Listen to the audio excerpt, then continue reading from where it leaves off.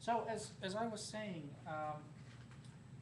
in this example, Noam Chomsky would say that we don't produce sentences like this where the inversion takes place in the relative clause, in the dependent clause, because of the rules that are innate to us. They prevent us from making such blunt errors. However, Parker said that it might not necessarily be the truth. Parker claimed that we don't produce sentences like this because we learn through examples that we do inversions in the main clause, is the car which is advertised. And we do not make, in English, inversions in the relative clause. So just knowing that and making a conservative hypothesis will be sufficient to, in fact, have correct sentence. And so Parker said that that would contradict the Chomsky's claim that this was caused because of the innate mechanism.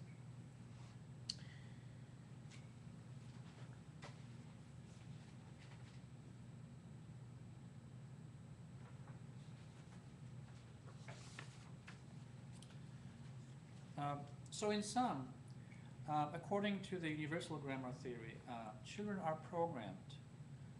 We are programmed to discover the rules of the language, and we are guided by LAD, language acquisition device, in that discovery process. This theory, without a doubt, has been, to this day, the most influential in the field of SLA. Second name in the first camp, the universal grammar camp, is Stephen Krashen. He basically agreed with what Chomsky was saying. However, he invented his own theory. First, he started with monitor theory, and this time it was solely for the benefit of second language acquisition studies. So Krashen was saying that, in fact, we have two different language systems.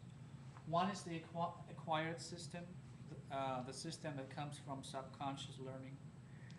And that's the system that allows us really to do the real-time communication.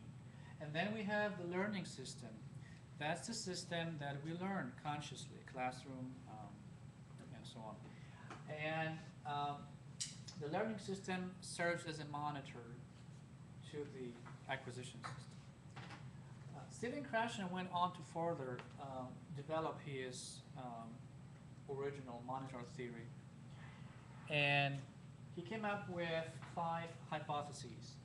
The first one, the acquisition learning hypothesis, was the one that I just stated. There are 2 independent learning systems, or language learning systems. One is the acquired system, and the other one is the learning system, the conscious learning. The next one, number 2, the natural order hypothesis. Stephen Krashen was saying that, in fact, we learn the language in a predictable order, which not necessarily always reflects the complexity of the language. Number 3, the monitor hypothesis. This hypothesis says that, again, the learning system, the learned system, the conscious one, controls and monitors, edits, if you will, the acquired system during the real-time communication. And then the input hypothesis. Stephen Krashen claimed that the best environment for somebody to learn the language is if their level of language is slightly below the next level. So the environment that has all the necessary input that's slightly above of the learner's current knowledge level of the language, that's the best environment for the language learner. Finally, the affective filter hypothesis. This one says that there are many different affective factors that can influence, in a good or bad way, hinder or help us learn languages. And among them are motivation, self-confidence, anxiety, and so forth. They're not responsible for the language learning and acquisition, but they facilitate taking place of the language.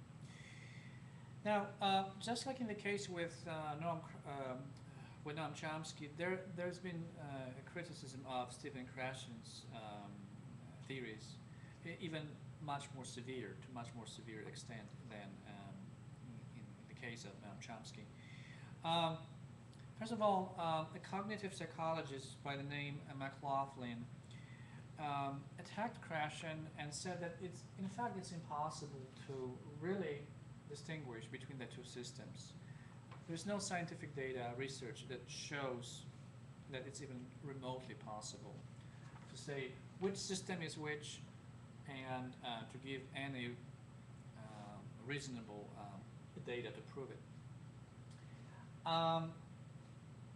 So McLaughlin said that all the evidence that Krashen provided was really subjective, anecdotal, if you will.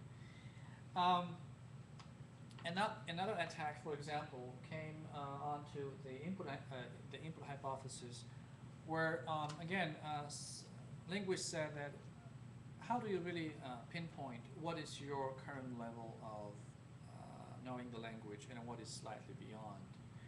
It's impossible, and again they said that Krashen used the anecdotal, metaphorical really language to promote his theories. But in sum, although much criticized, Krashen's research gave many new ideas and stimuli for further research in the area of SLA. Next time we'll continue on to the second camp. Thank you.